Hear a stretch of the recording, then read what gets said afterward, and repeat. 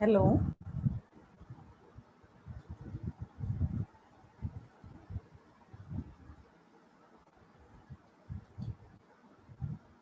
We can hear you, ma'am. Yeah, can we start? It's already 6. Yes. Okay.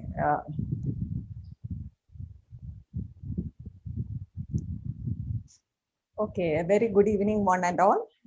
Today we are at the inaugural session of this 5-day training program on Cyber Suraksha. The Cyber Suraksha program is organized with the objective to bring awareness among the public regarding the threats in the cyberspace and how they'll be able to tackle them. So the whole program is structured with this vision, and for the inaugural function, it will be presided over by our section chair. We have our section chair, Sharda Madam. I extend a warm welcome to you, ma'am, on behalf of the organizing team. Thank you. The program will be inaugurated by our India Council Chair, Dr. Suresh Nair. On behalf of the team, a warm welcome to you, sir. Thank you. Thank you.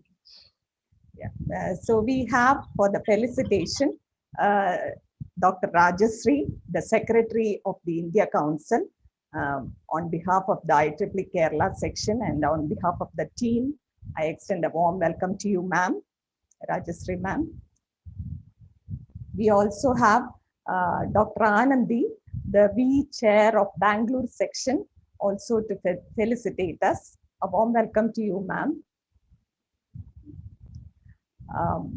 We have as the distinguished speaker of the day, Deepika Suri ma'am, IPS from MP, and she'll be giving the session, she'll be handling the session for today.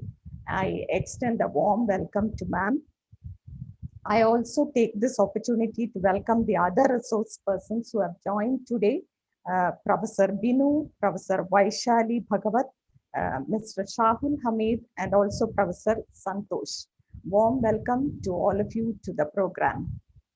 We also have the other V chairs from the other sections joining for the program. I take this opportunity to welcome each and every one of you on behalf of the organizing team.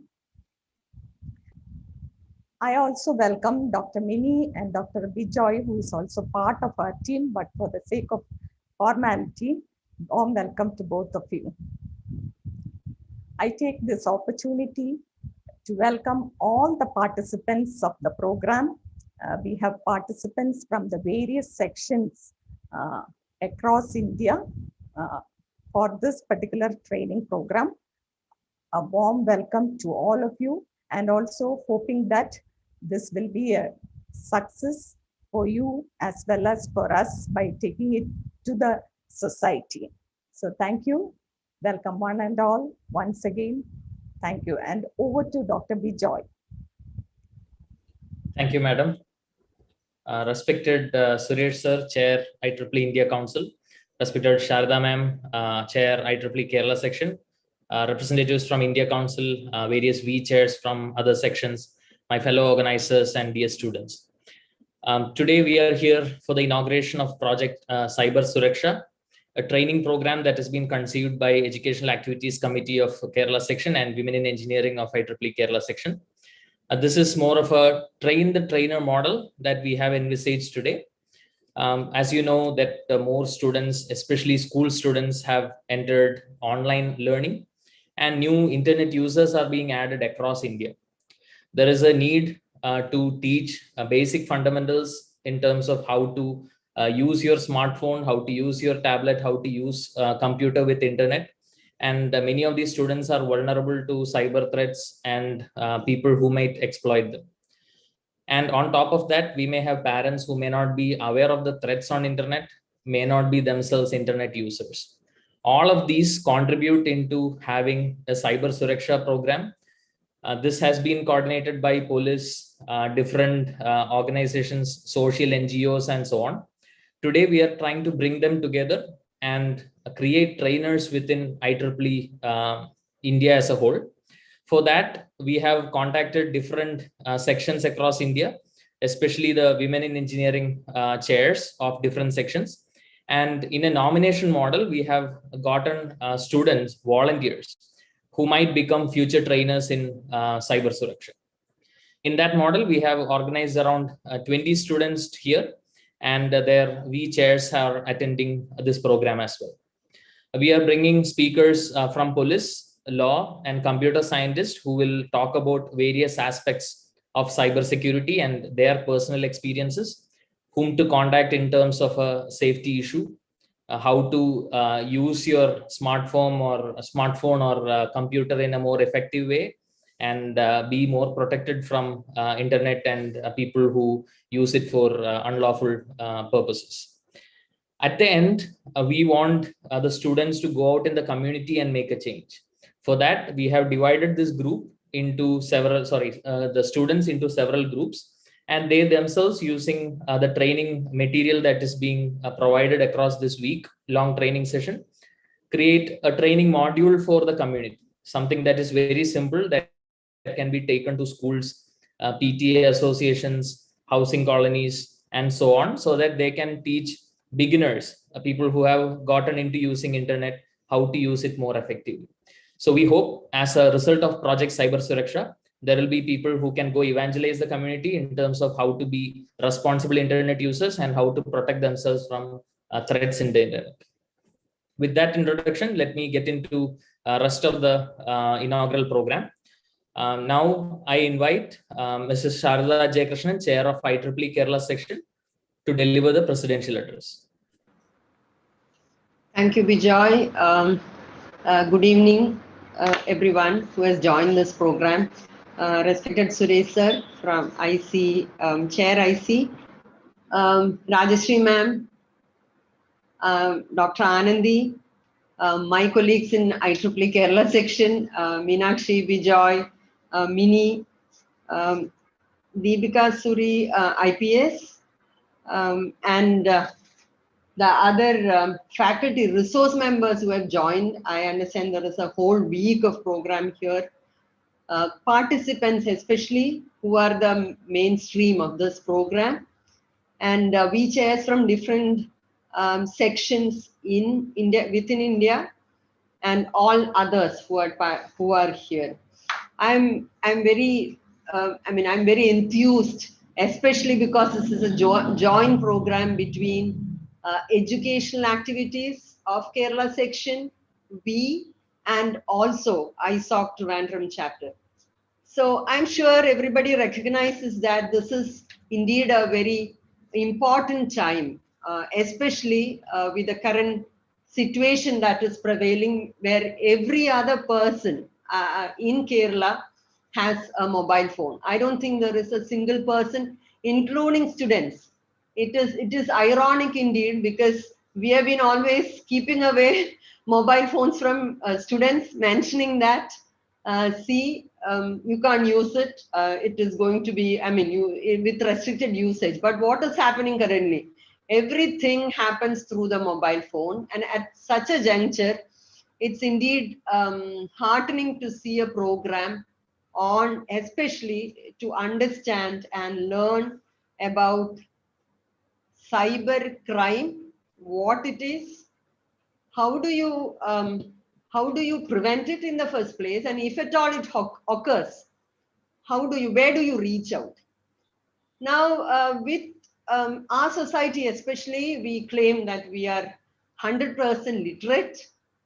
We have been, we have been pioneering, especially women's education, girl students' education.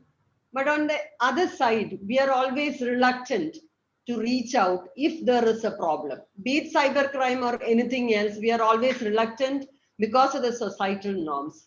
Now, this program actually looks into that aspect also. It is not only that you need to prevent, you need to know how to prevent, but also to reach out in case there is a problem. Now, the most beautiful part of this program, I was indeed chatting to Mini today, is the style of the program. You know, every time, I have also attended many many programs related to, cyber crimes and anything related to that arena. But then we attend maybe for 1 hour, 2 hours, and that's it. You go. It goes out of your head. Maybe few things stick to your head.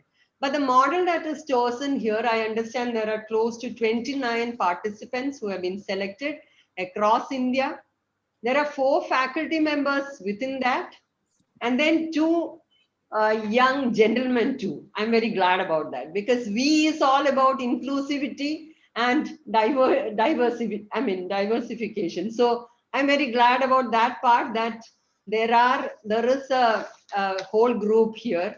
And as Vijay was mentioning, you don't not only listen to the program, you've got a different modules, you need to take notes, and then you reach out.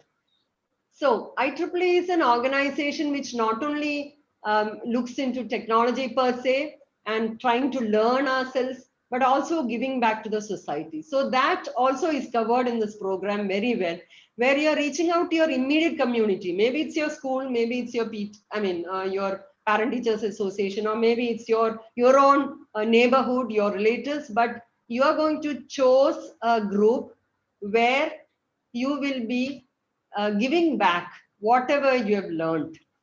And just to give a glimpse of what is that is going to happen for the next 3 days, next 5 days, in fact, 5 or 6 days is, we have police making cyberspaces safe for women by Dr. Deepika Suri today. Cyberspace, emerging issues and threats by Professor Binue. Keeping safe online. So there you are looking at a legal protection side, where you need to know what are your privileges or what are the rights that you are having as a citizen of India, by Vaishali Bhagwat.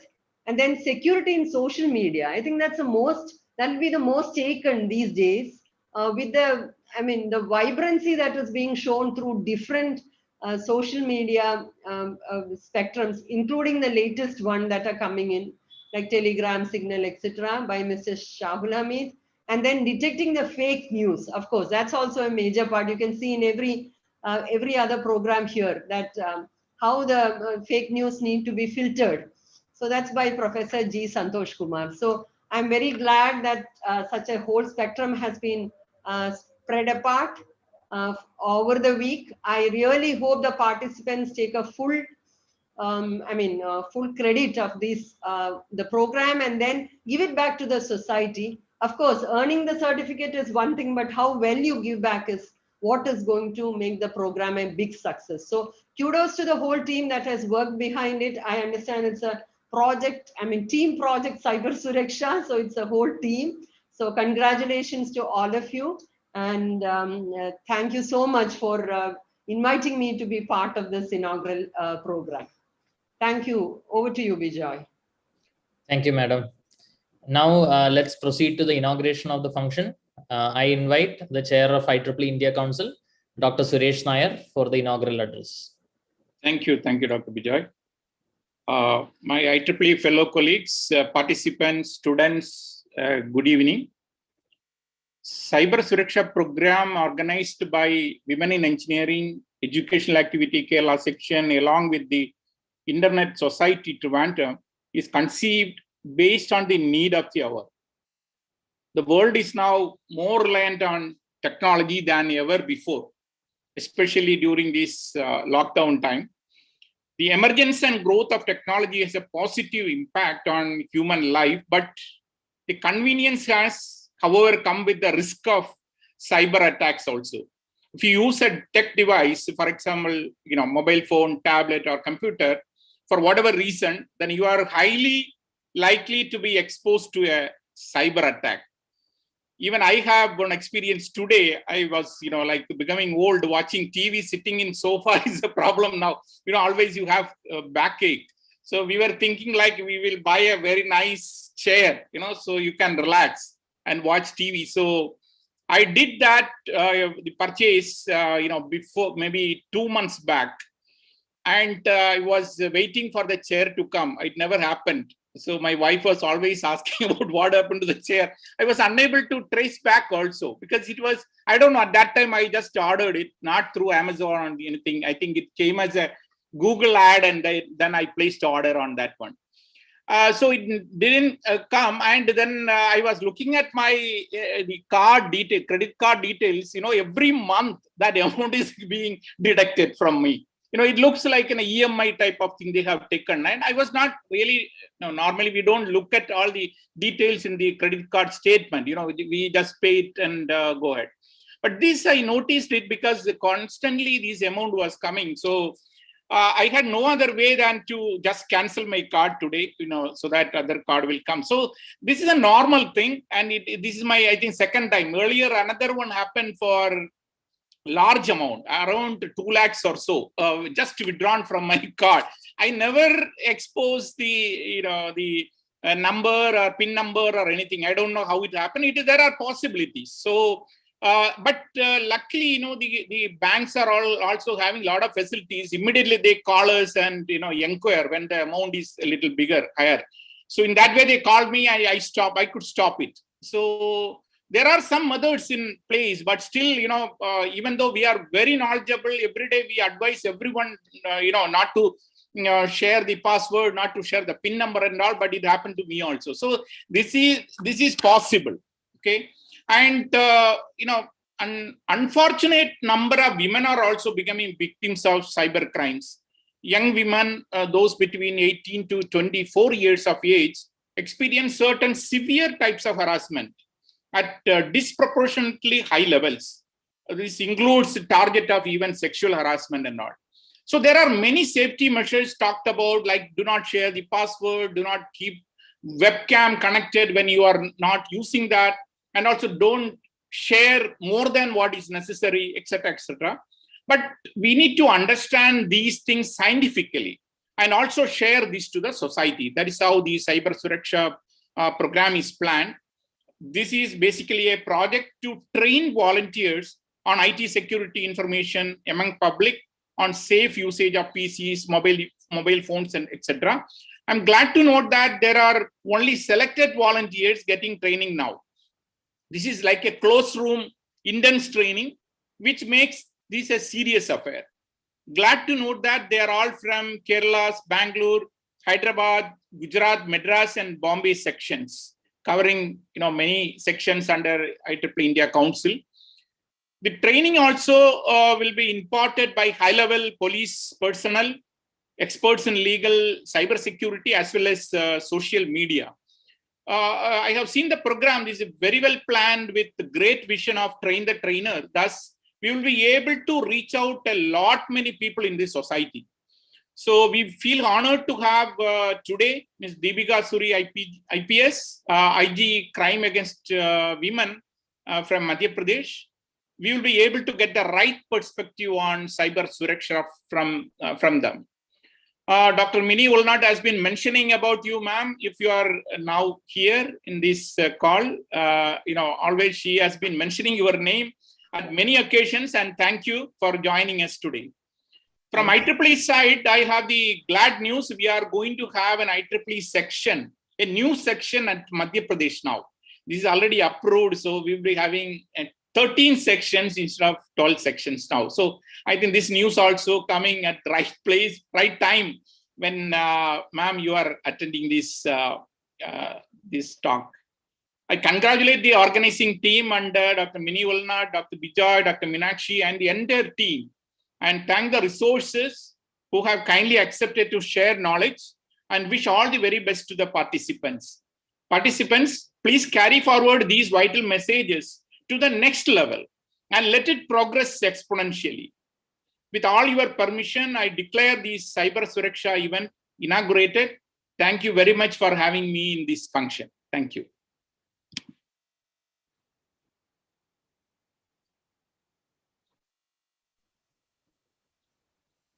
Thank you, sir. I now invite Mini ma'am to take over the rest of the proceedings.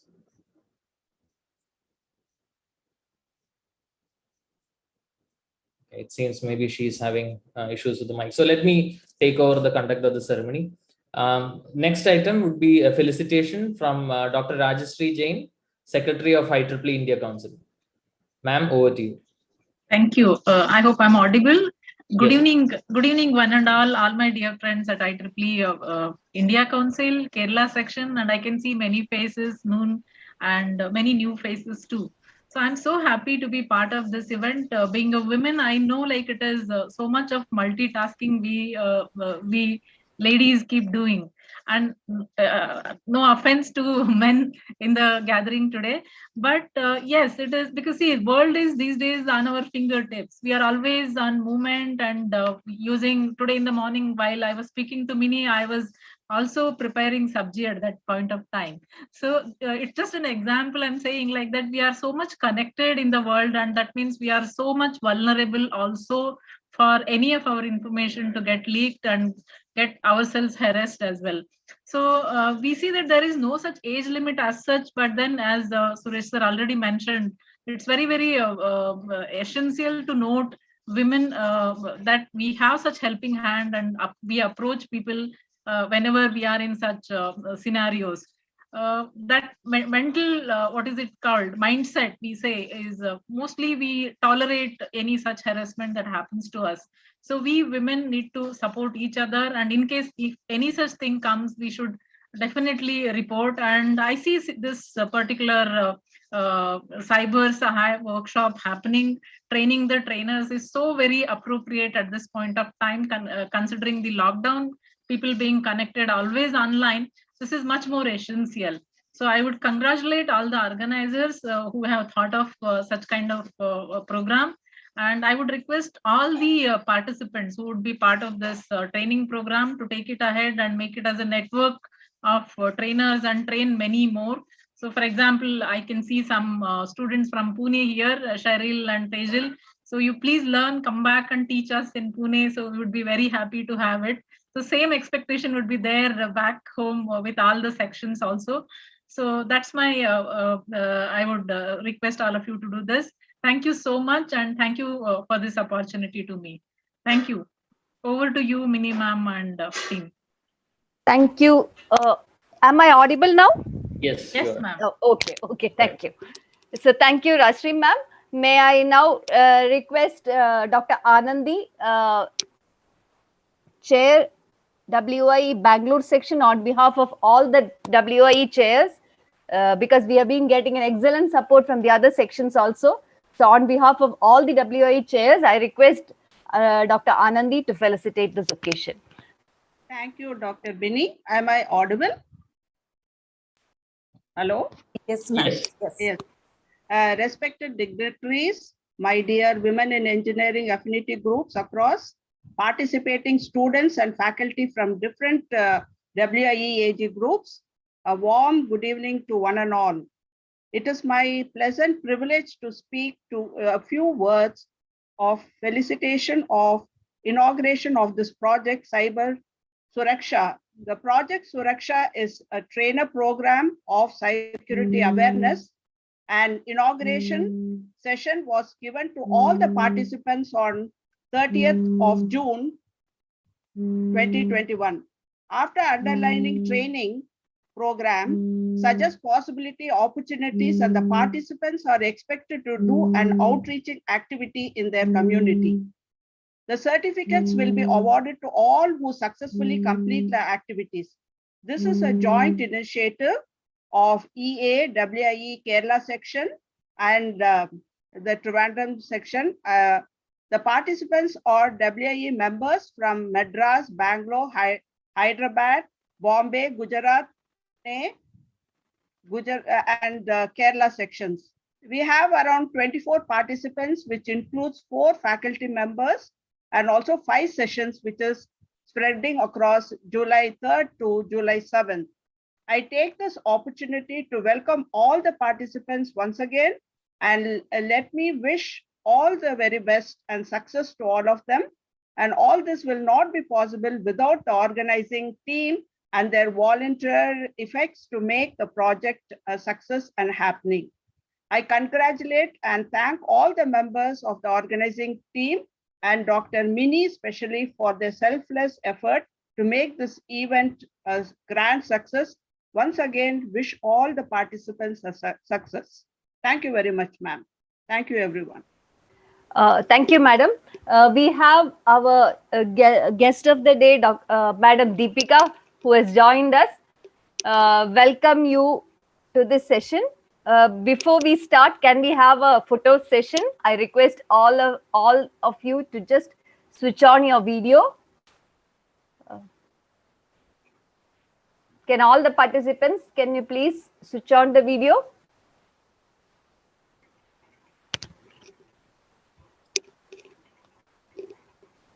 Bijay, can you please take that photo? Yes, I'm just giving them a few seconds. Yeah. Vijay, you'll be mentioning IEEE, right? Oh, definitely.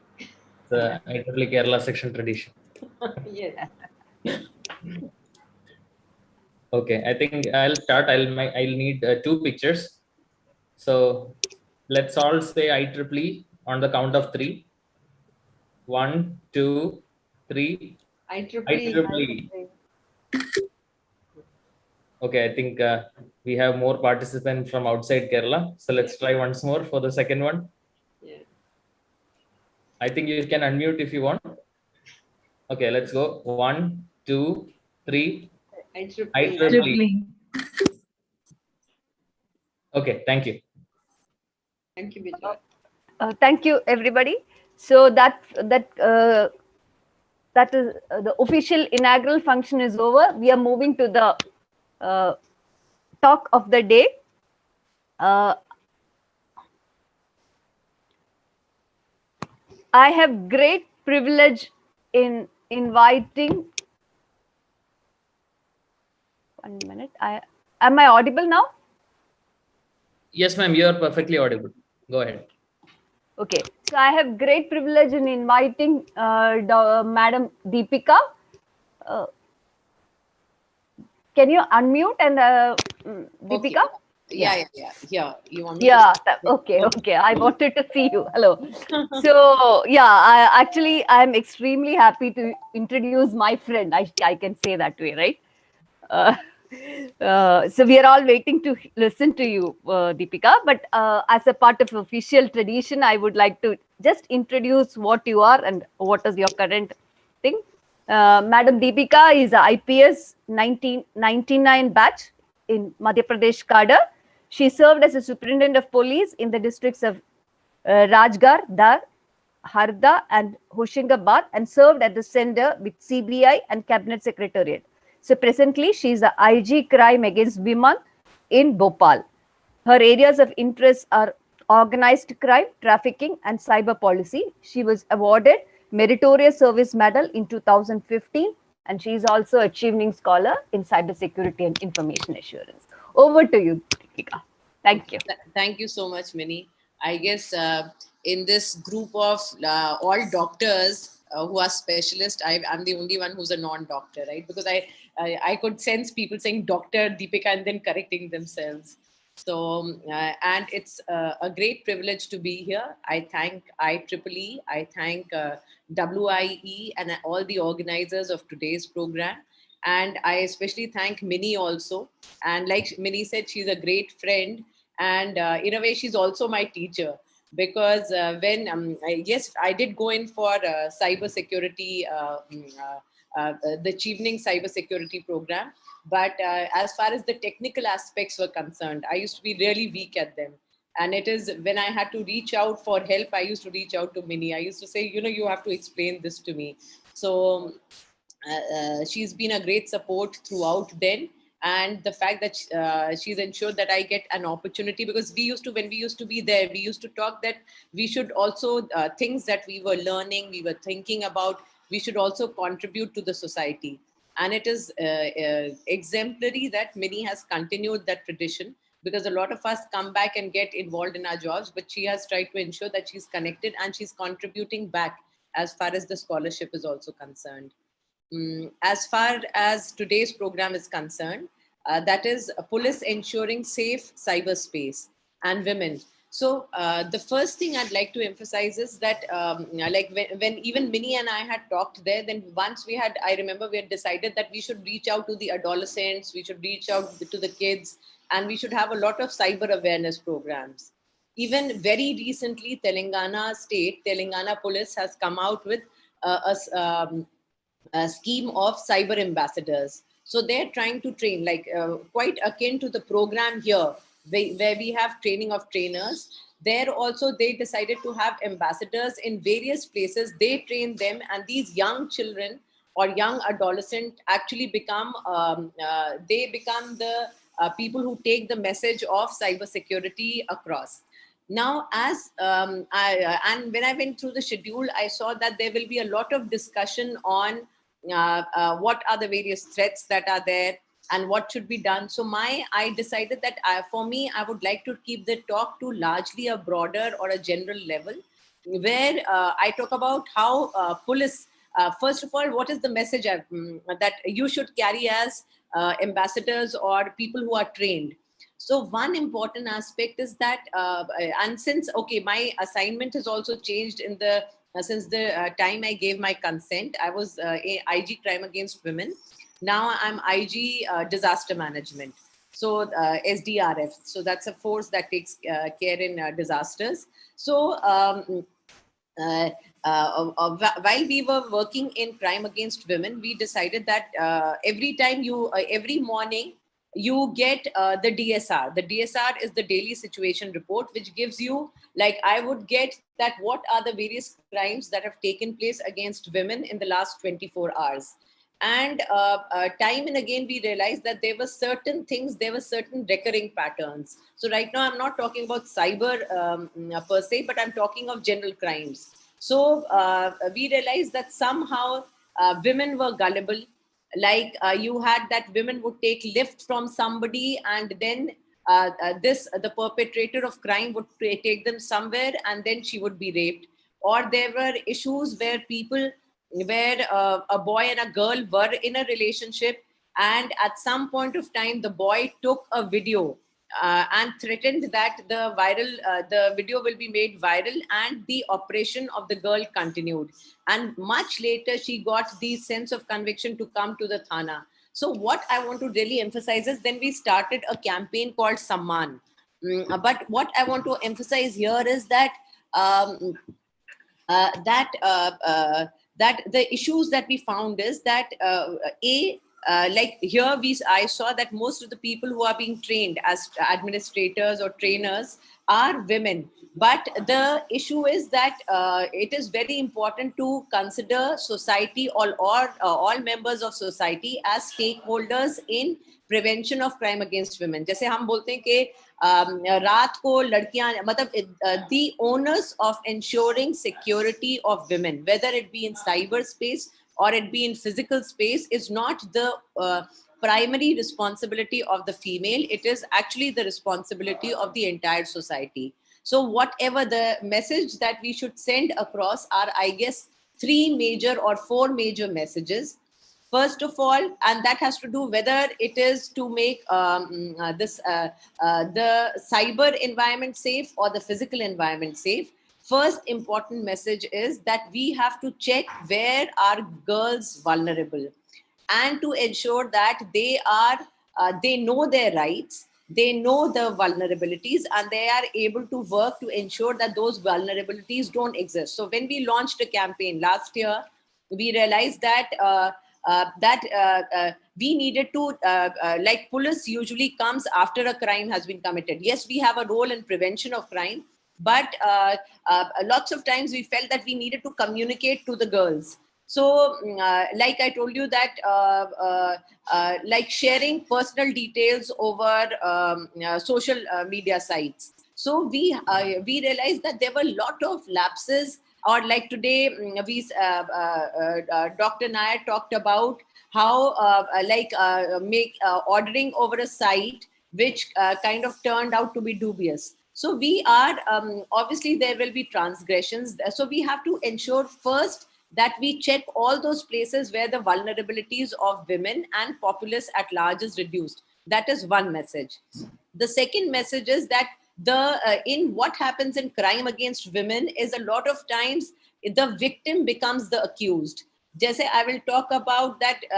We deal with rape cases. Now, 2013, the Nirbhay Kand or the Nirbhay episode of 2013 was about the first time when I saw that nobody asked questions about what the girl was wearing, where she was going, with whom she was going. Of course, it was there were a large number of factors that were involved, but it was a very gruesome crime. But the kind of shift that happened is that people did not typecast the victim as inviting it upon herself, because a lot of times, even if it is a cyber crime, they will say you made this mistake, you entered into a dating relationship, you made this person a friend. So whatever, as ambassadors, as people who are going to go train out people, so first thing is to ensure that you tell them their safety practices, what is that women should follow, women, girls, other people who are over cyberspace, what they should follow. Second aspect is to ensure that the victim of crime is not treated as the perpetrator of crime. A lot of times we have a lot of myths that are there, myths related to rape, myths related to prostitution. So we have to ensure that those myths are broken. We have to ensure also that those myths are broken in the cyberspace. So the victim should be treated as a victim, and we should have a lot of support. There have been times when girls have committed suicide. There have been cases when cyber crimes have been committed where girls' photos, morphed photos have been posted, and they have taken the penultimate step of ending their life. So we have to ensure that the victim has to be supported no matter what. So questions needn't be asked about why that person did it, what happened. And incidentally, in crime, in all the crimes that happen against women, as against any other crime. So I always say, in robbery, maybe you will not say this. If a person, one should not be naming cases, but even in the present, when the controversy took place over the Tarun Tejpal judgment, so people said that the victim had lots of issues had been raised which were not right. The victim had been put virtually in the dock. So that kind of, what should I say, that kind of issues should not be there. So first, the victim has to be supported. It has to be ensured that the victim is not vulnerable. Third, the perpetrator of the crime has to be called out. Right. So I will just show a few posters of the campaign also that we had designed. And we tried to ensure that a lot of things that go on as not being considered as crime, because people think that this is a part of growing up, like street harassment. It is not considered a crime, but we made sure that we said, ye aparadh hai.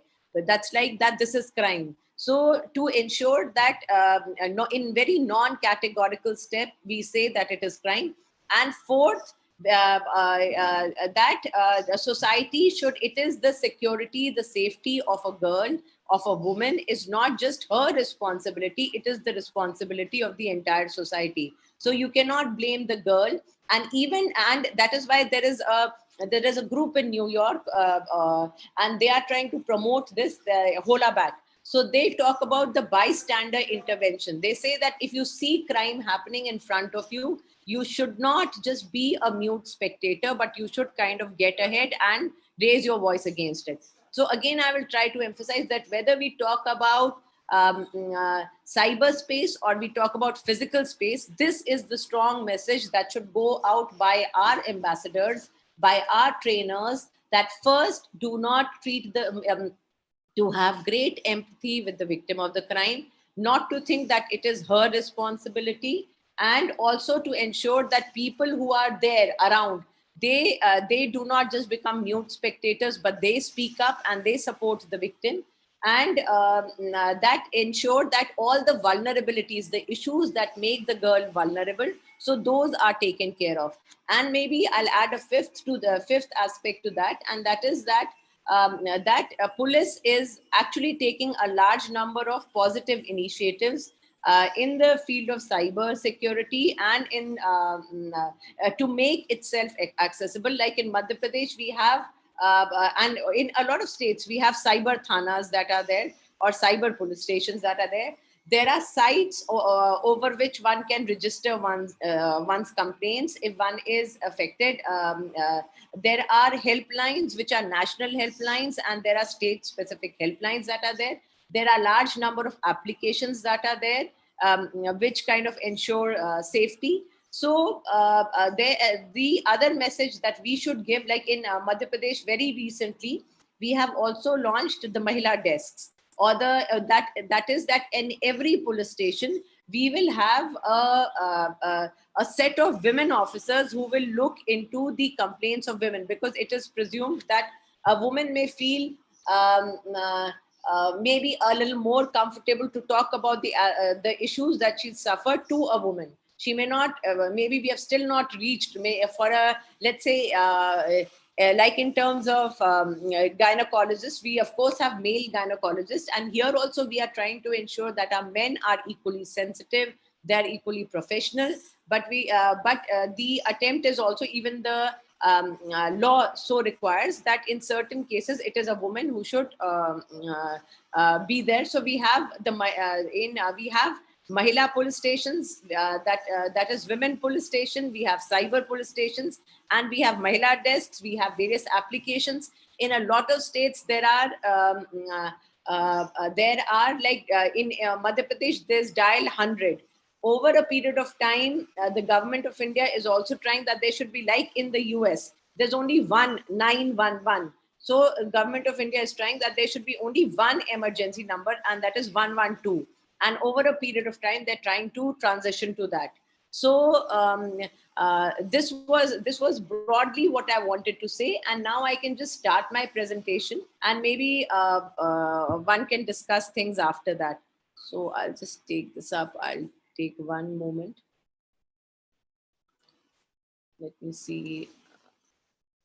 There is a share screen in front. Yeah, share screen, but I'm just seeing where what I want to share, where it is. Thank you. Just one sec. This is it. Wow, I don't know where it went. Just give me one moment. I'd seen it a moment back. Okay, just 1 second. I think either I'll do share, but I need to get to my, okay, just 1 sec. I'm just trying to see where my, okay. I think too many tabs are open, and I just, yeah, that's it. Okay. All right. So just 1 second more, and yeah. Okay. So, okay, share. I just wanted to present it. We are able to see that. Okay, right. But I was just trying to make it full screen. Yeah, okay. the present is there. I think you clicked share instead of present. On the left, there is right next to share. Yeah. So I can't see this here. Just give me 1 second. Where is present? Near to share. Yeah. Yes. Okay, right. Okay. All right. So, like I said, the messages that one would like to generally communicate is that we should have the right attitude towards the victim. We should ensure bystander intervention. That is, I'll just give an example of bystander intervention. And there are specific modes that are also talked about, that if you see, supposing you see street harassment in front of you. So there are 4 steps you can do. Either you can go ahead and say that this is wrong. You tell the person who's doing it, you say it is wrong. Or you approach the victim and you say, is there some way we can help you? Or you try to disrupt. You may just say, like if you see, there has been a very recent L'Oreal ad. I wish I would have loaded it or shown it. So they show when street harassment is happening, this other person, when somebody is troubling a girl in a bus. So this other lady goes and stands next to her. So even doing very little things like this, or maybe asking the perpetrator of the crime, what is the time? Just distracting the person. Or if one knows that a boss in the office is troubling somebody who's younger, or another lady walking in with a file. So there are lots of ways in which you can directly, indirectly ensure that one is playing a very positive role in because what I want to emphasize is, and that is one lesson that we have learned from our experience in crime against women is that the society has to be involved, and they just cannot be, and it cannot be merely a narrative. Crime against women is not just about women, it's about the entire society, it's about men, and it's not just a narrative between the perpetrator of the crime and the girl who is a victim. If it's happening to her today, it can happen to anyone else tomorrow. And it is very important to ensure that it is the responsibility of all of us. And that is why bystander intervention, BI as it's called, it's very important. So whether it be in cyberspace or physical space, this is what, and then also to have the right, because when it comes to crime against women, there are a large number of myths that are there. I don't want to get on to a very different topic about going on to rape myths, where, but one has to understand that all this, the patriarchal values of the society and the way we look at things, they are all inclined against a woman. So we have to ensure or question ourselves. And when we are going out to the society, so the mental framework, so because people can tell you about that these are the kind of crimes that will happen, but the kind of support you can offer to the victim, and the fact that you should challenge the set norms that are there, that why did this girl become a victim? So it is not because just thinking that if a girl had a relationship with another person, it is she who has to be blamed. So all those things have to be checked. So it is not enough to have the technical know-how. It is very important to have the right attitude also, as far as this is concerned. And also to remember that, yes, that the other message to be communicated is that police is helpful. Yes, there people may have certain experiences that are not positive, but increasingly there is a system where police is becoming more responsive, maybe because of technology, maybe because of accountability, maybe because of reforms that are taking place. And that message of accessibility, that yes, if a crime has happened, we should not, like it was said in the inauguration also, that we should not keep quiet and suffer it in silence, but come out and speak up. So we should not only speak up, but help or support the victim to speak up.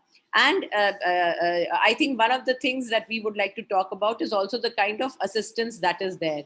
So we should have the right attitude towards police, that it will be positive, it will be helpful. We should have the right perspective towards crime, and the criminal should not be let to get away. Should not be let by saying that boys will be boys or they will do this. So one has to have a more expansive view on that. As far as my experiences in crime against women are concerned, so like I said, one of the very regular cases that we used to get, and every morning at least a few cases used to be about this entire thing about a girl being raped or being made to or being coerced into a relationship because she had because her video had been taken in compromising position, and there was a threat that we will make it viral or we will post it on the social media. So first of all, we have to remember that in this, it is not the girl's fault, because here what happens, it's actually very surprising that it is the person who can be sent to jail. He is harassing the girl that I will go ahead and I will tell the whole world that you have indulged in such a relationship. We should actually question that mentality, because that person can be prosecuted under sections of IT Act, 66E IT Act, that he took photographs of her when she did not expect her photographs to be taken. It is punishable under 354C of IPC, where again her in her private activity she has been photographed. And it is also if she is being coerced into a relationship or being forced to do something else. So there can also be sections of extortion and obviously rape. So one has to remember that when one goes out and supports the victim, one has to ensure that the girl understands that here she is actually the victim. She should not have a sense of wrongdoing, or she should actually feel that she has been wronged. I can give an example. Like, I was in one of the districts, and one girl came to me and she said that I want to say something, but I want to say something in private. And then she said that there was a much elderly person whom she kind of trusted, and he kind of duped her into a relationship, took photographs, and now was forcing her to be to continue in such relationships. Another thing to be remembered is any kind of a relationship with a girl below the age of any kind of sexual relationship below the age of 18, even if the consent be there, even if the girl says yes, is actually amounts to rape. So because it is considered that she's still a minor, and that consent does not count for much. So if you have anybody who comes and reports in such a manner, then you have to remember that that girl has a very, very strong case to go ahead and report. Then there are many cases of revenge porn also. Actually, it is said that revenge porn is a wrong word. It's actually image-based sexual assault. And it is when people have been into it's almost the same thing like I described it. Then a lot of cases are of matrimonial deception, where people on a lot of sites, they obviously there are lots of sites that are there, and people kind of hook up with each other, and then they realize that they have been cheated.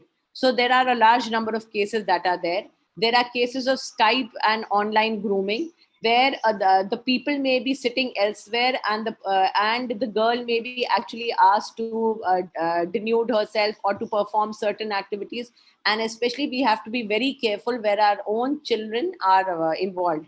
There are also cases where because rape is such a case where people do not come out and report in the open. So there was a certain case where people found that there were rape videos, gang rape videos, that were being shown everywhere, like being sent over WhatsApp. And then it was realized that these were actual cases that were being recorded. And then there was a Supreme Court case, and there have been large number of directions as to how to ensure security over the cyberspace and involving the ISPs also. Now, what I would like to, I'm sorry, this is in Hindi, but I'll take you along.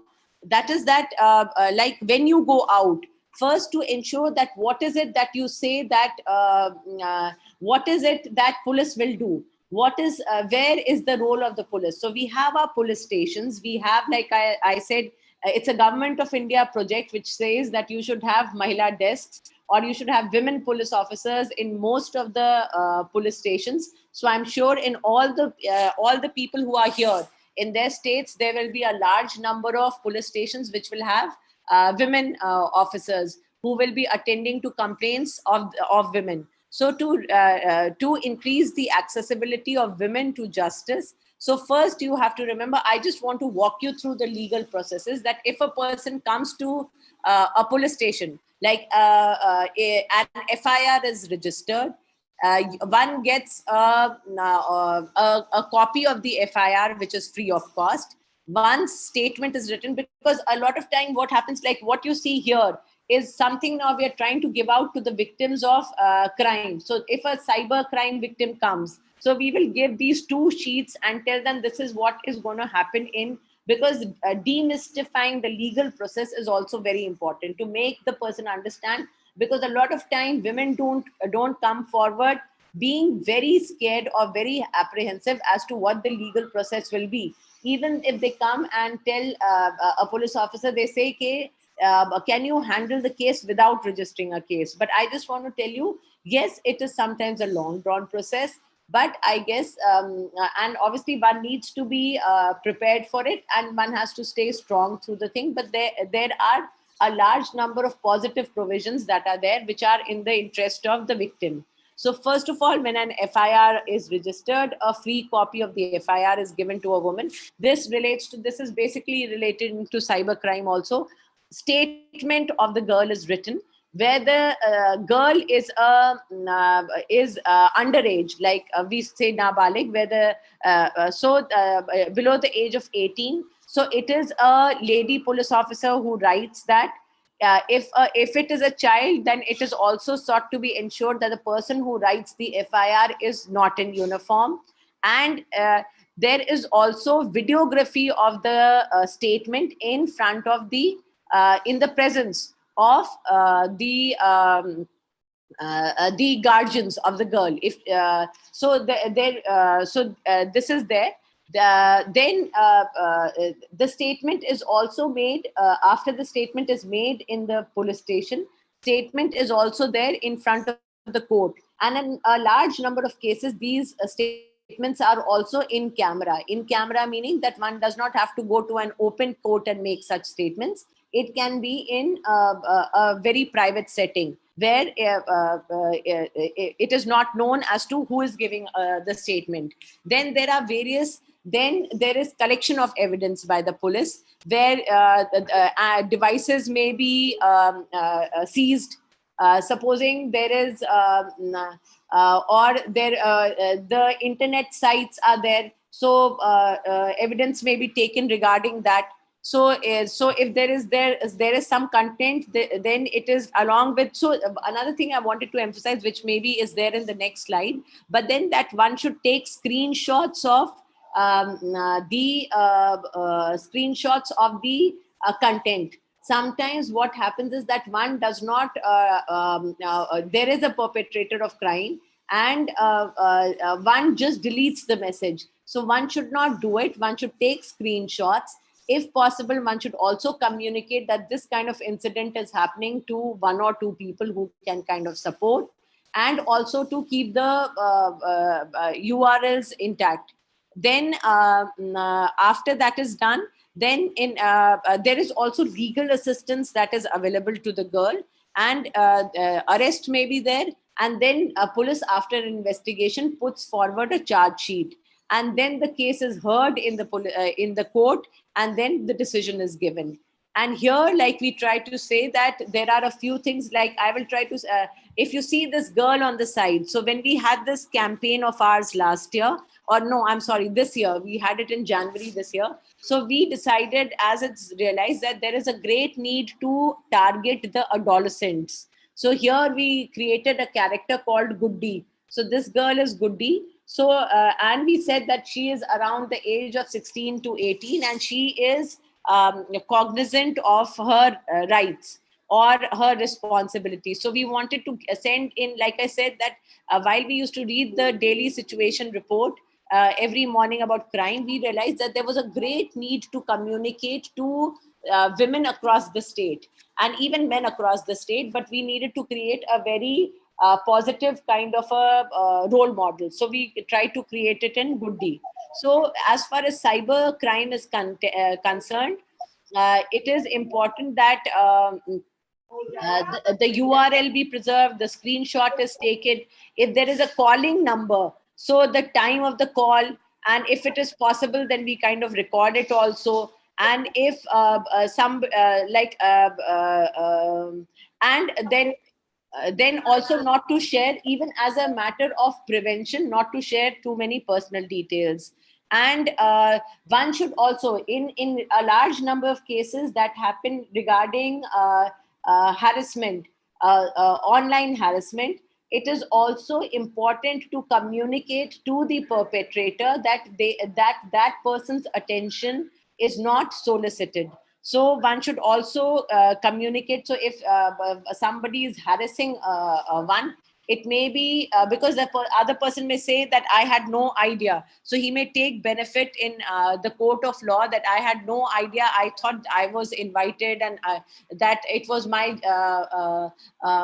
gestures were welcome. So it is very important also to communicate to the perpetrator that those advances are not welcome, and to keep evidence of that also. And obviously to have the right privacy settings. And obviously over various social media platforms, there are various ways in which one can report abuse. And like here, I have also, if one goes to the bottom, one should also, because it is very important to know resources which we may communicate to people around. So the helpline number, I think this is the All India helpline number. And it gets directed to the state specific concern. So 155260. So that is one helpline number. And if one wants to register complaints, one can do it over the National Cybercrime Reporting Portal. And one can see that is www.cybercrime.gov.in. So these are two resources to remember as far as police is concerned. And it doesn't matter which state you are in. Yes, in Madhya Pradesh, we also have an additional dial 100. We have, this helpline number and this National Cyber Crime Reporting Portal is available to everybody. So in case there are issues about going to a police station, one can reach out to these two.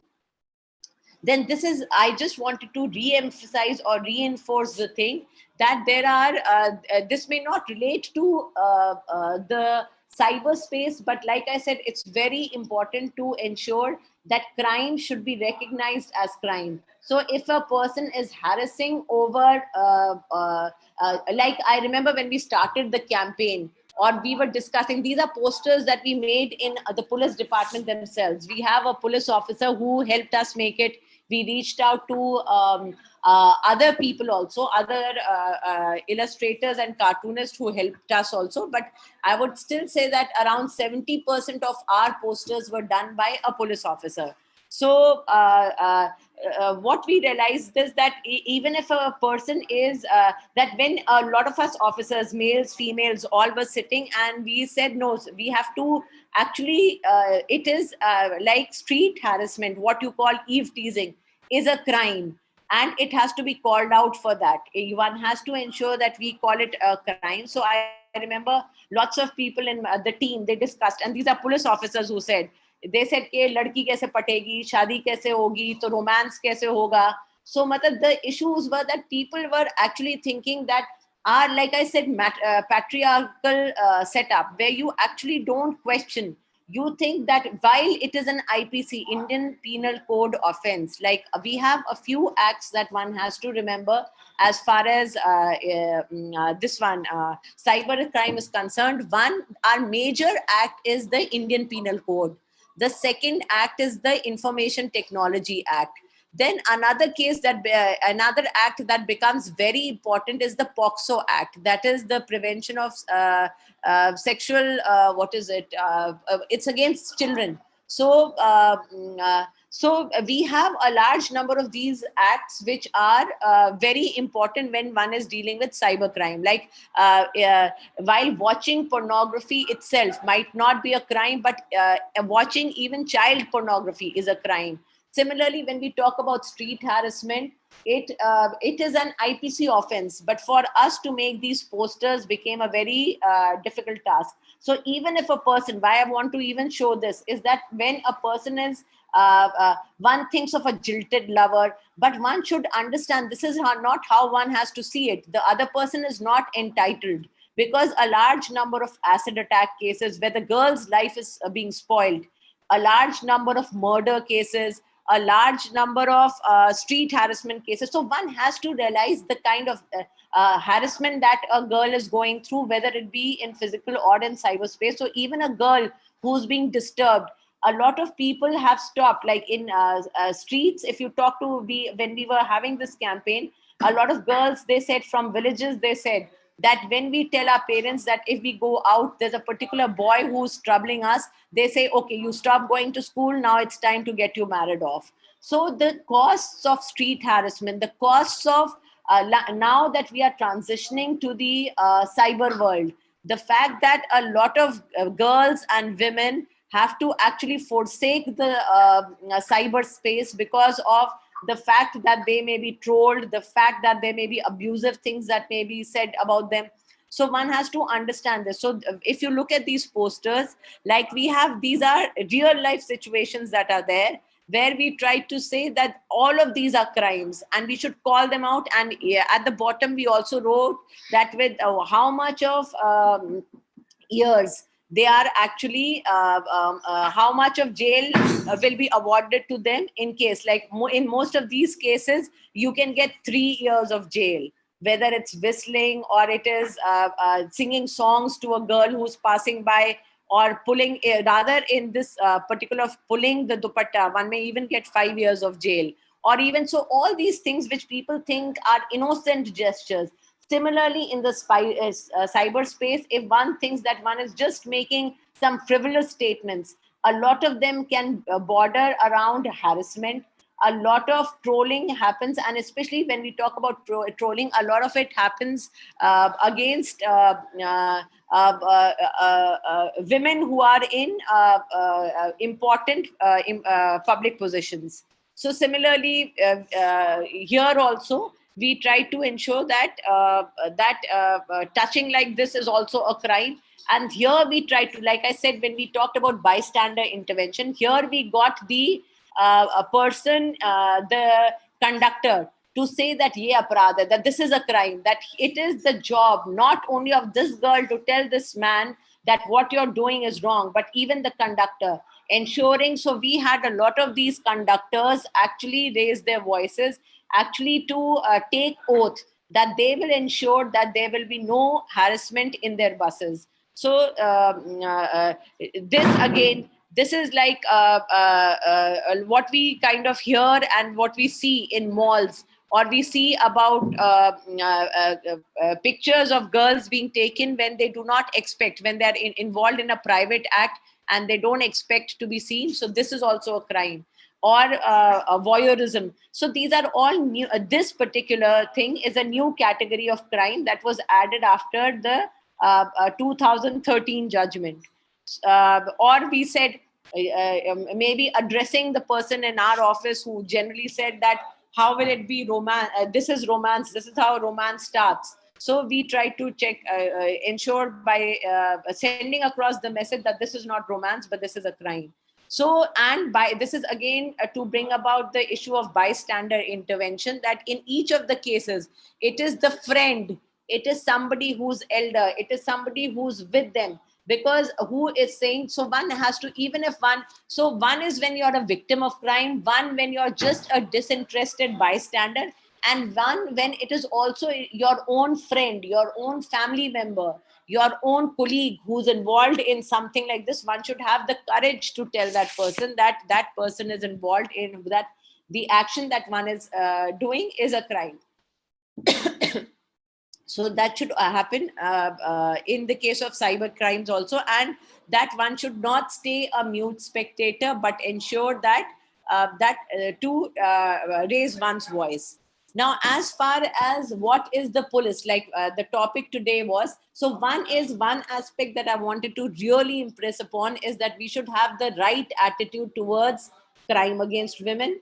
We should ensure a very, because if you think you're going to keep the only make women aware and leave the men out of this narrative, then it's a very wrong thing, because it will not send, because even when we used to talk in the office, it was like women are the victims, but one has to have directly address the perpetrator of crime also. So even when we design anything and we go out to the community with a certain message, so the most important messages that should be there are that like what I have been, I guess, emphasizing and overemphasizing. And now what is the second part of what I wanted to communicate today is that what are the police organizations doing to make the cyber context safe. So like one I said is obviously because they are duty bound to register cases and also ensure that proper prosecution of cases take place. That means that investigation is proper and the matter is looked into with great, and it is not only the conviction, but over a period of time with new legislations, with new laws, it is also ensured that the processes of providing that justice are sensitive. Like I told you that a person who takes the statement of a young girl it has to be in civil dress. Even that if the statement may be taken after a case is registered, so the statement of a girl is to be taken at a it's not important, it's not, one should not be calling the girl to the police station. It is important to take the statement of the girl where it is comfortable for her. So even the IPC, and I would again say that 2013, the Nirbhay case has been a watershed, because after that, there were great changes in IPC that have come about. In 2012, we had this POXO legislation that makes for, especially if the victim of crime is the minor, then a great degree of sensitivity is there also in terms of processes. You get like in cases which will also extend to cyber cases. So if you feel that there is a person, that the victim of crime requires the support of a counselor, of then there is a certain section in POXO, certain rules where you can try to ensure that that even in the eyes of law, there is something called the Child Welfare Committee. So Child Welfare Committee will nominate a person, a counselor for the child. So that person will take care of the interests of the child till the case is till and even beyond. Maybe if rehabilitation is required, even there. So first of all, the police is helping to make the cyber space safe by wherever the crimes have taken place, to ensure that cases are registered and proper prosecution is done. Second, they are in touch with a large number of internet service providers also, where they flag the issues. Then there are a large number of tie-ups with even like I was with the CBI, which is the Central Bureau of Investigation. And there we actually had a large number of relationships with a lot of other countries. So what happens in a large number of cybercrime is that the person may not be sitting in India, may be sitting in Romania, may be sitting in Argentina. So we used to have preservation requests. We used to have assistance requests. We also had cases where there were joint operations, like at the same time, consecutively, people taking up, going ahead with operations. So there is increasingly a greater degree of cooperation between various countries in helping solve the crimes which may also be trans-border. So that is there. Then there is because there is a lot of content that is there or over dark net.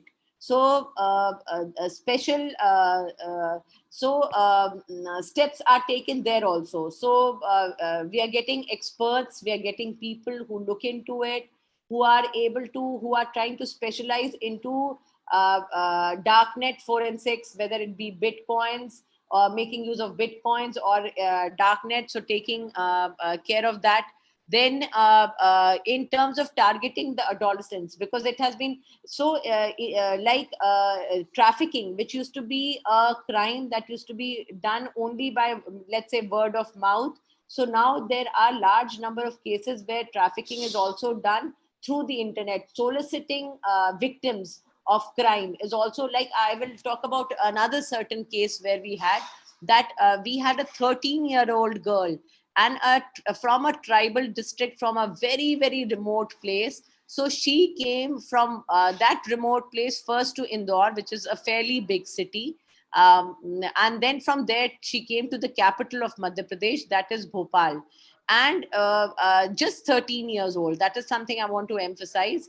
And this girl came without any phone. And she just asked the auto rickshaw wala, she said that I want to go to Haryana. And he did not feel good about it, because at night this girl comes and says that I don't have money, but you sell my nose ring, because she was wearing a gold nose ring. She said, I want to go to Haryana, so you just drop me to the station and just help me go on to the train where I can go there. So this guy informed the police, and then police was able to trace that she had run away from her home. And how did this entire process start? It was this girl had become friends with a guy in a major guy. She's herself 13 years old, but this was a guy in 20s and 30s, and over Snapchat. So the fact that internet has penetrated very small areas, Snapchat, Instagram is not just, confined to big cities, but small little young girls are also, of course, they're using it, but they're also susceptible to being approached by a lot of people based on that. So people earlier, the girls who were not out in, who would not have otherwise become victims of cybercrime, are now becoming victims of cybercrime. Similarly, there was another girl in Bhopal. So simply she says that she wants to go to a hill station, and in while that auto rickshaw wala had been very positive, here the taxi driver takes her to some hill station. And there, because there is police checking, and then they check and they say, why is this minor sitting here in the thing? Then they figure out again that she had become friends with somebody, and that person kind of told her, okay, you go to Pachmadi, I'll make some arrangements.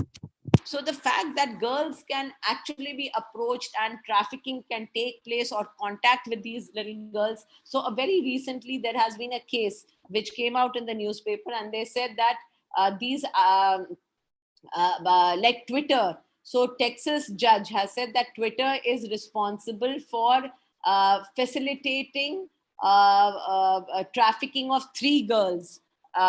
Because these girls were also, 2 of them were aged 14, one was 16. So, and then the liability, because they did not have some warning, or they did not have filters, or they did not have the due diligence agencies at the right quarters. So what one has to remember is that in police is also kind of, I would say that in such cases, it is more at a policy level, where the government wants that the accountability of a large number of service providers or content providers should be fixed, or social media platforms should be fixed. But police also is trying to improve its capability of a high level or a competent investigation, whereas these parameters are concerned.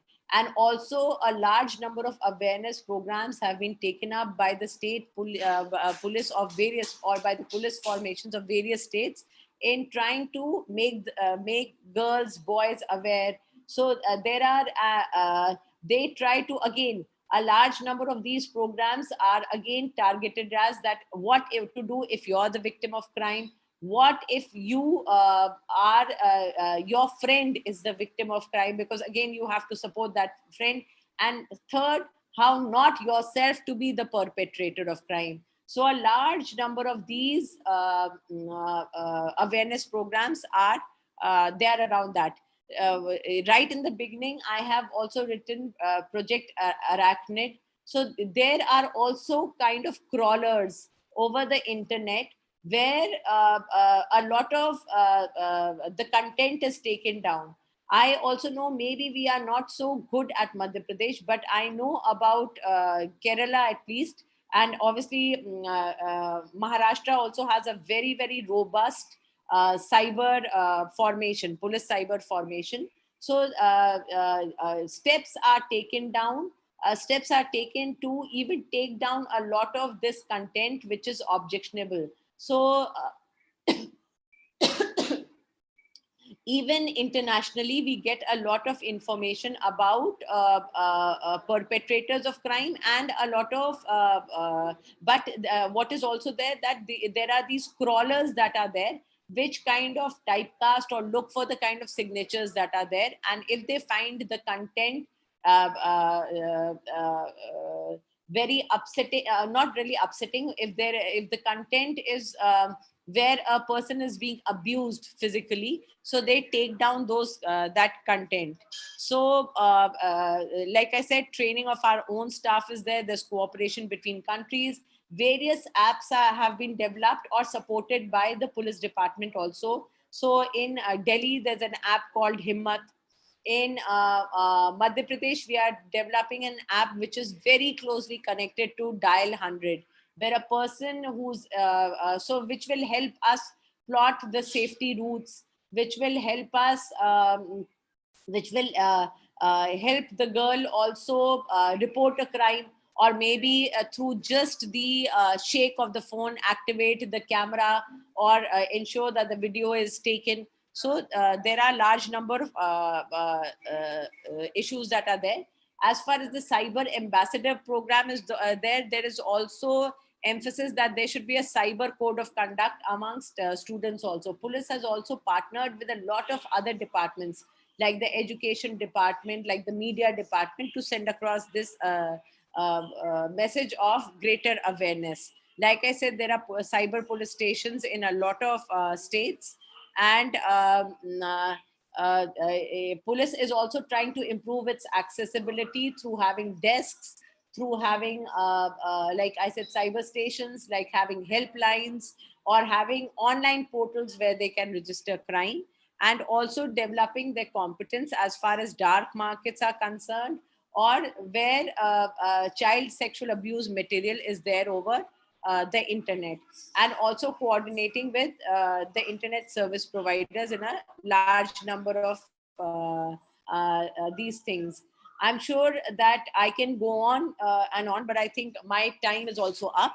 And what I would like to end up with is that I think even I can mention these, but I will again re-emphasize those 4 aspects, that in the digital space, as we go out, we should tell people not to post anything. Like they say, you should follow the grandmother's principle. Nothing that you would not feel very comfortable talking to your grandmother about. Having the right privacy settings. Be careful in terms of safe and hygienic practices, and be aware of various threats. Know the legal rights and resources that are there, and the attitude towards the victim must be very, very promising, in the sense very, very supportive rather.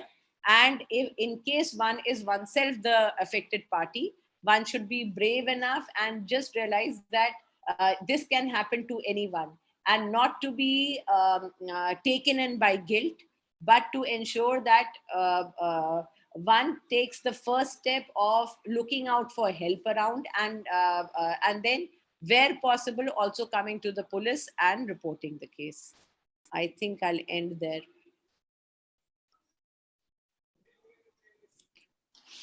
Thank you, ma'am. Thank you, ma'am, for the enlightening session, and for discussing what are the steps that could be possible by someone who's being harassed. Before going into a official vote of thanks function, can we go and have a Q&A session which I can moderate and post questions to you? Is that okay? Yes, yes. Okay, so let me go through some of the questions posted here. I'll just club some of them together. So one of the questions is, if there is a cyber crime using our profiles which we are unaware of, basically we don't know where it is being originated, and we are being framed, how do we prove ourselves not guilty? That will come out in investigation. See, what one has to do is to go to the police station, and they'll have the right resources to investigate it. They can obtain information from the service provider. They can approach the ISPs, the content providers. Where it is required, they can also go out, and if it is other countries are involved, they also have MLAT procedures. So I don't think I think if the police is involved, they can investigate into these issues. Okay, let's go to another one. Can the victim refuse to reveal their identity while filing a complaint?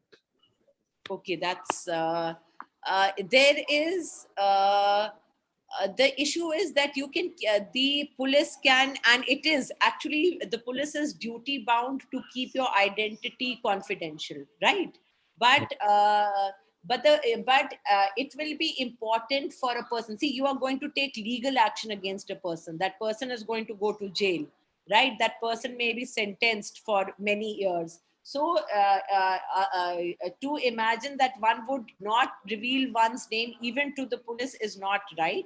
But the Indian Penal Code provides that in certain kind of cases, right, like rape or harassment. So here the identity of the girl, police is duty bound to keep it confidential. And as it is, as a matter of practice, if you see over the years, that now the name of the victim, why was Nirbhay case, that is not her name. It's a very different name. But why did the name Nirbhay come? The name Nirbhay came because it was decided, rather it is the mother who comes and says, why do you call her Nirbhay? She's Jyoti Sharma, right? She comes out and says, she says, my daughter is not Nirbhay, right? So yeah, there is, we are bound not to reveal the name in certain cases. We, as a matter of good policing, we do not, we ensure or we take pains that the name of the victim should not come out. But if you think that, and that is why you have in-camera trials also. But to say that you will not reveal your name and you think that on an anonymous complaint, a police action will proceed, I think that doesn't happen. Okay. So let's move to the next question. What should a woman do when she is caught with a picture or a video without her consent? And the second part is, if confronted and turns to violence, what action should be taken? Okay. Like I said that any video of a girl without her consent and in a private, what do you call, setting is punishable under, like I told you, IPC section 354 C and IT Act 66E. So one can go and register a case. And I'm not very sure about, so that is, the thing is that if one goes to the court, to the police, then there is a legal remedy there, right? One can go ahead and register the case. As far as confronting the person, because it may depend from situation to situation. It may turn awry, it may not be good. One may, one should evaluate the situation and see whether to confront at that particular point of time or involve another elder or another friend, and then to ensure, you know, that setting will have to be decided. Or maybe a lot of people have come to us also, like to the police, right? And we have tried, we have either counseled that you go ahead for a case as far as a case is concerned, and where they are not, then obviously it's not provided for in law, but we also go in for certain kind of a mediation. We try to tell that person that you know, you'll be really booked if you warn the person. Like in this place in formally in places like Telangana, there are she teams that are there. So if you're kind of, so this will not relate to these kind of photographs, but it can be extended there, that if a person is actually harassing a girl, then that person can be brought. If the person is a youngster, his parents are also called and they're counseled that what your son is doing is wrong and he should abstain from doing that. Okay. Another question is, what if a police officer refuses to take or file a complaint? Maybe it is an influential person. So what is the alternative? Who do we reach out to? Yeah, a senior, like let's say a police station refuses, right? There is actually a provision of law in Indian Penal Code 166A. So I think Madhya Pradesh may be one of the first states to actually lodge a case against its own police officer when it is that that person refuses to file the case that where a girl has reported, right? So there is that, and one can always approach the senior. So if the police station refuses, one can go and meet the SP. It's always better to go and meet, because you may send a letter, yes, but I guess the gravity of the case may be you know, understood better if one goes and meets. Okay. Can a complaint be filed against a person who is making someone watch or show them pornographic content without their consent?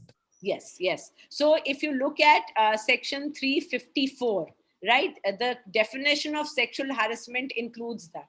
So, you're making a person watch pornography. It's there are 4 aspects to it. One is, you know, unwanted touching, and there are 2-3 others, but one of them is also making a person watch pornography without their consent. Yes. Okay. So you can have very happily go ahead and have a case there also. Right. A few are, you know, very specific examples. So they've come across cases where a group of friends are discussing about abusive scenes from TV series and so on, and people are being mocked if they are not part of the discussion or not watching them. So is there any law against false peer pressures? No, there is no law against, no law there.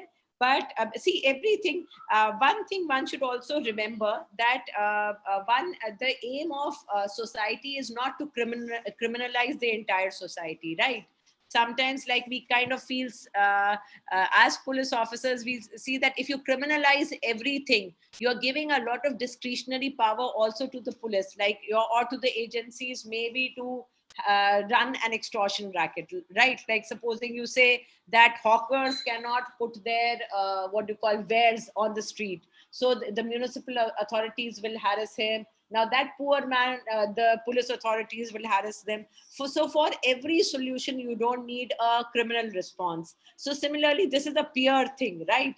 And one should now be that is why when I raised that issue of, that bystander intervention, that's a part of growing up, that you should be able to resist peer pressure and take a very independent stand. That yes, once you will be mocked at, twice you will be mocked at, and maybe consistently, but there will be a time when maybe you are even typecast, that you're this kind of a person. But it's okay, maybe that I will tell you of a certain experience, that I was in a certain place getting training, and I used to take up a stand on a particular issue a lot of times, right? And I used to find myself isolated. I used to feel that I'm the only one. But now, 20 years hence, right? And nobody told me that time. But 20 years hence, some people come back and tell me, that we supported the cause that you were on, but we didn't have the courage to say that, because the entire group or the group think had a certain kind of discourse, and we couldn't be with you, right, on that. But now they say it. So it's a part of growing up. You have to I think, and it should not be it should not even be criminalized. This is, I think, like, this is a training we should give our children. This is a training we should give in educational institutions, that we should all be able to handle peer pressure, and maybe be a voice if we are convinced. Like, that is why we showed, if you see that Panwala photo that we had, poster we had, that it is the friend, three friends are standing, two of them are whistling, a girl is passing by, but the third one says, ye galat hai. He says this is wrong. So one has to develop that culture if one wants to really prevent crime, against any kind of crime. Okay. We'll take 3 more questions. So one of them is about an incident that happened in Kerala. There was a clubhouse discussion on women and sex. Many speakers later received abusive messages, pictures, explicit pictures in their social media profiles, and they are coming from fake profiles. So what action can be taken against people from fake profiles? Yeah. First, people have to come out and report first. Second, fake profiles can also be identified. Yes, the kind of forensics that we have, the forensics is that investigation where, you kind of, so it may not be very well developed. Somehow, sometimes I feel, but there are agencies and where you can take help of private individuals, you can take off experts.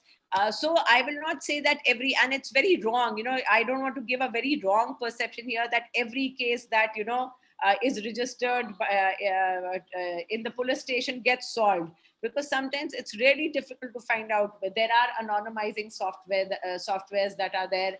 There are or what do you call fake profiles, but there is also a way to kind of trace it. So depending on the challenges of every case, if people come forward and report to the police will definitely make a sincere effort to kind of find out. I'll club a couple of questions together. So how do we understand between fake phone calls and scams which are coming over the phone and internet? Is there anything that you can suggest which is like very commonplace? I really wouldn't be an expert on that. So to say, there was a time when we thought all these 9-1 numbers were kind of fake. Then you keep getting certain calls which are, on my phone, I always get a call from Bangalore. No matter how I may block one number, then there's another number which is from Bangalore. So I don't know how many one gets from there. So I will not. So I know that any call that I get from Bangalore, I don't pick it up. Anything I get from Noida, I don't pick it up. So I have 120. So yeah, so but I don't know of any, maybe my knowledge is deficient in this, but of the stuff, I don't know of any, I don't know who told me once, maybe that platform numbers have 11 digits instead of 10. I'm not very sure about that, but one may need to look at that. I'm not so sure. I don't know if Dr. Nair has something to say about it. No, I think we have a session, I think, planned to identify the fake emails and phone calls. Okay. We have a professor computer But science. I know sites you can definitely see that if there is an HTTPS, secure, yes. Right, but fake calls, I have a feeling there are 11 digits in some, not all. Like my Bangalore number and Noida numbers, but as far as this one is concerned, platform numbers, I think there are 11 digits. Okay. So I think we can conclude with this final question. In case a girl is threatened with photos or videos, but the victim is really reluctant to file the case just with the thought that it may get leaked more. So how can an ambassador like me make them file a case in the midst of this fear? It's I think it may be important to have a conversation with her, and as well as identify, because I will not say that all police officers are sensitive, right? A lot of times I see my own colleagues saying कि ये तो लड़की नाटक कर रही है, ये तो ऐसे ही है, so so sometimes it is good to identify a positive police officer who you may think will be also able to help you convince that person, and maybe offer support.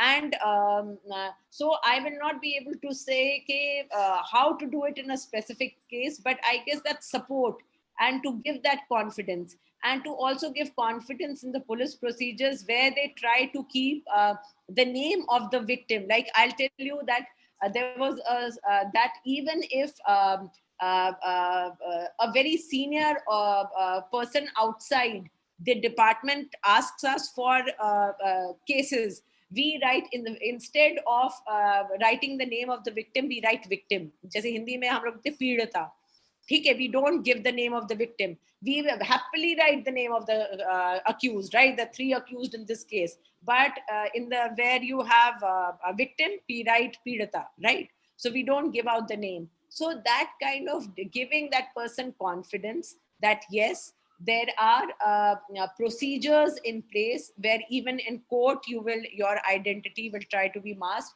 Newspaper, it will not be given. Police will also make all attempts. So yes, but this sad part is I also don't want to, I'll tell you about a certain rape case, gang rape case, which I was reading the court judgment. And it is so sad to just imagine that. And the court, the special judge has recorded that this was a girl who, she had a fight. She was staying with her relatives, let's say brother and sister-in-law. Her sister-in-law slapped her. So she decided to go to her sister's place. She took an auto, got off, and she started walking. And she was raped by 3 people she did not know then. But because she was screaming, howling, people came and they called dial 100, and then they were able to apprehend those people. Now, this is a girl who comes to the court and says that, they said, do you go and meet your brother? So she says that कि मुझे तो वहाँ पे मैं तो उनका पानी भी नहीं नाक सकती और मैं उनका क्या कहते हैं खाना भी नहीं, वो मेरे साथ खाना भी नहीं खाएंगे. मतलब so the fact that she is ostracized. So that is why I say, when I say that you have to attack, so I don't know whether you understood the Hindi. That meant that they will not eat with me and I cannot drink their water. So a girl in today's time, this case was of 2 years back, if the girl is ostracized to this level, while that is why I say that it is very important to protect the survivor, very important to call out the perpetrator, and the entire society has to take up this challenge that no, that the crime against women is not crime against that individual person, but against all of us. So unless and until that, ethic builds up, I don't think we'll be able to make much progress. Thank you, ma'am. I think we can conclude the Q&A session. I really believe the student volunteers today are inspired by your valuable session, and this is a perfect opening for our event. I now hand over to Dr. Mini ma'am for thanking the speaker and for her concluding remarks. Thank you, as usual. You made all the participants stay till the end. I can see that nobody has left, So thank you very much for sharing the information. As usual, you shared your experience. That is what we were looking forward. And thank you. That was an excellent inaugural talk. And we do look forward for more such things. Yeah.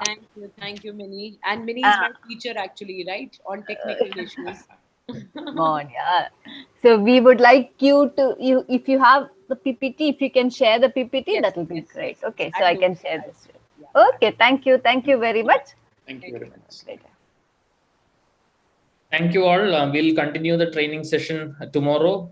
We'll have group sessions where you can work on your presentation, and we'll come up with a pledge at the end. After this training session is over, we'll talk about computer science aspects of this. We'll have an advocate talk about the law, and several aspects of this training program will be conducted in the following few days. I just wanted to thank India Council Chair Suresh Nair sir, Chair of IEEE Kerala Section Sarada ma'am, India Council representatives, and we chairs from all the sections from India, and all the volunteers who are come prepared. I hope you'll put more and more effort in terms of making this training session useful for you, and come up with a very robust training program for reaching out to your community. And this definitely was a perfect opening for our project Cyber Suraksha. Thank you one and all. We'll be in touch over email, and I'll see you all tomorrow. Thank you. Thank you, Vijay. Good luck for the whole team. Thank you, ma'am. Bye. Thank you, sir.